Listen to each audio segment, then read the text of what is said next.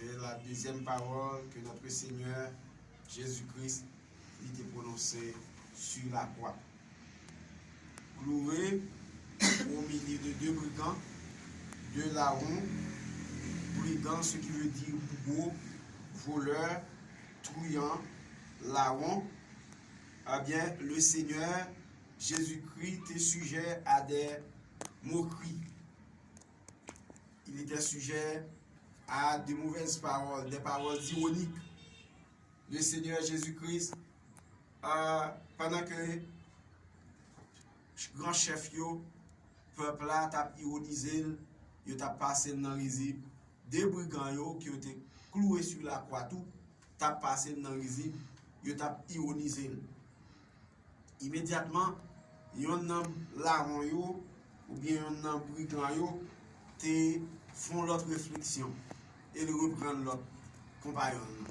Il dit nous-mêmes qui là n'a fait ça nous mériter. Nous mériter ça. Peine ça nous mériter. Mais non, ça n'a pas fait rien pour ça.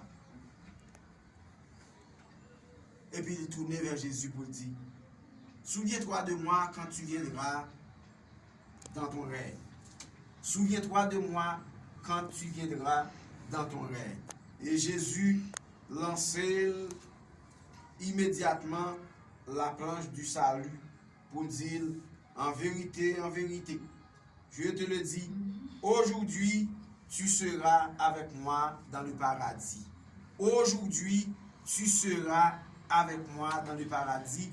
Luc chapitre 23, verset 43. Côté brigand, répétez parole ça. Aujourd'hui, alors Jésus-Christ, côté Jésus-Christ, répétez parole ça. Brigand fait demande lui, il prononce requête lui, by Jésus-Christ, et Jésus-Christ lance le planche salut dans l'immédiat pour dire en vérité, je te le dis, aujourd'hui tu seras avec moi dans le paradis. Brigand repentant, il reconnaît 4 bagailles. Il fait demande ça. Il demande de Jésus-Christ songer. Il reconnaît 5 bagailles. Premier bagaille, il reconnaît juste châtiment que lui-même l'a subi dans verset 41. Deuxièmement, il reconnaît innocence Jésus-Christ. Toujours dans verset 41, Luc chapitre 23. Troisième bagaille, il reconnaît la divinité de Jésus-Christ. Il croit que Jésus-Christ c'est bon Dieu. Non. Verset 42. Quatrième bagage, il reconnaît la vie que Jésus-Christ a gagné au-delà du tombeau. Jésus-Christ pas prêté dans le tombeau. Il reconnaît ça. Et puis cinquième bagage là, il reconnaît le royaume. Jésus-Christ a gagné après la croix. Puisqu'il reconnaît 5 bagages ça yo, Jésus-Christ ouais pas grand rien encore qui était pour l'homme ça qui était dans bouche l'enfer. Porte l'enfer entre ouvert pour la l'entrée mais il reconnaît 5 bagages ça yo, Jésus-Christ parle l'autre bagage pour t'offrir qui va la vie qui va bien finir. Il dit aujourd'hui tu seras avec moi dans le paradis. Le Sauveur vient d'être crucifié, suspendu entre ces deux malfaiteurs, ces deux brigands ou truands. Le prophète Ésaïe dit que Jésus, le Fils de Dieu, l'homme sans péché, sans faute, sans mauvaise pensée aucune, s'est livré lui-même à la mort et qu'il a été mis au nombre des malfaiteurs, c'est-à-dire les deux brigands de la croix. Au larron qui lui avait sollicité la faveur, il répondit, aujourd'hui, tu seras avec moi dans le paradis. À la lumière de cette parole, nous sommes capables de voir 2 sortes de pécheurs. Un pécheur qui est le pécheur perdu, pécheur impénitent, et un pécheur repentant ou régénéré. Cette parole implique un salut certain. Il y a 5 caractéristiques. Parole ça que Jésus-Christ baille là, il y a 5 caractéristiques. Première caractéristique, parole ça, il implique un salut certain. Amen. Un salut certain. Parce qu'il dit, je te le dis en vérité. C'est-à-dire, avec certitude, avec fermeté, avec assurance, il y a du salut. Avec certitude. c'est un salut certain. Aujourd'hui, tu seras avec moi dans le paradis. Elle implique un salut par grâce. Deuxième caractéristique, c'est un salut par grâce. La valeur était déjà condamnée. Alors, monsieur Sayo, il était paraître comme nul dans la société. La société qui est rejetée, il n'a pas besoin encore. Bon Dieu rejeté, les hommes rejetés.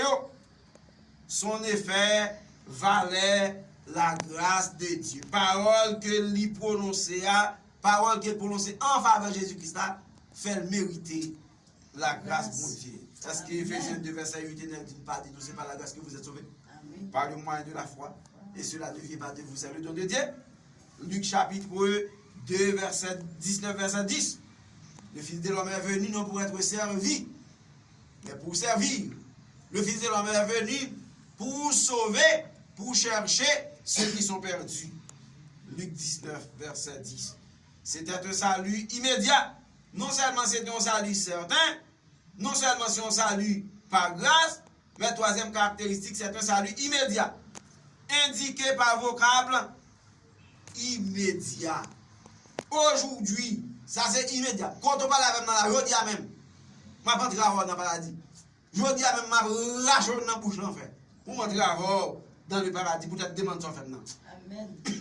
Jésus viendra prendre la tête des opérations mondiales en Apocalypse chapitre 19 sur un cheval blanc, mais il n'attend pas ce moment lointain pour ceux-là. Il ne va pas attendre le moment lointain pour sauver l'homme, non, qui m'a dit pour sauver là. Il dit, redis à même absolument. C'est un salut immédiat. Ouais. Cela étonné, ça t'a étonné, brigand. Ça t'a étonné, brigand. C'est comme ça, bon Dieu, toujours faire une surprise.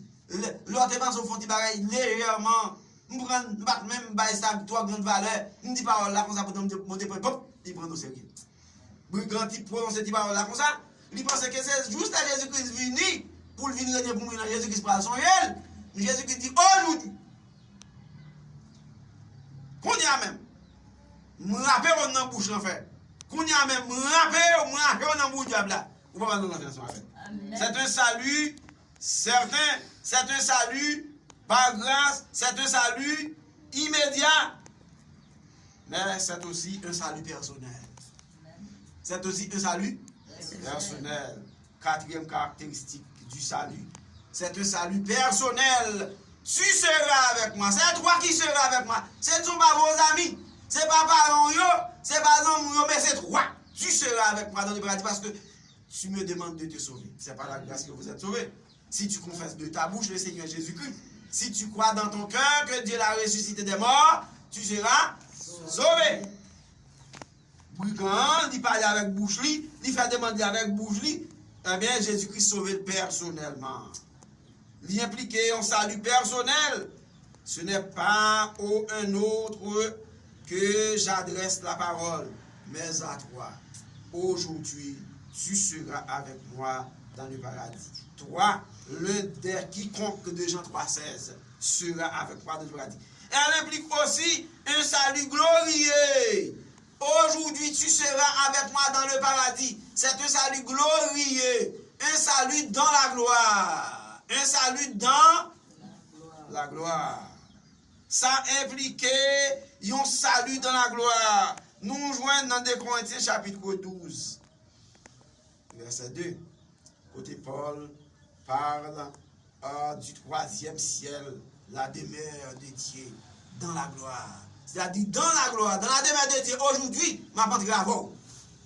Ouais, aujourd'hui, ma pente grave. Bon salut glorieux. Jésus voudrait parler de cette habitation divine dans ce lieu. Dieu promet aux vainqueurs de leur donner à manger de l'arbre de vie.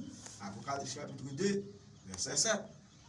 Cela implique une communion entre le brigand repentant et le sauveur. Ça veut dire, moins avons-nous déjà en communion. Moins avons-nous déjà en communion. Nous aimons mieux quitter le corps. Ce corps habitable est demeuré auprès du Seigneur, dit l'apôtre Paul dans 2 Corinthiens chapitre 5, verset 9, verset 8. Vivre avec Jésus en communion, voilà le privilège, Voilà notre responsabilité. Nous avons la responsabilité de vivre avec Jésus en communion. Ça, c'est notre responsabilité que Dieu nous donne. Même Jean-Jésus-Christ est brigand. Il y a un salut qui a 5 caractéristiques. Il y a un salut certain. Il y a un salut par grâce. Il y a un salut immédiat.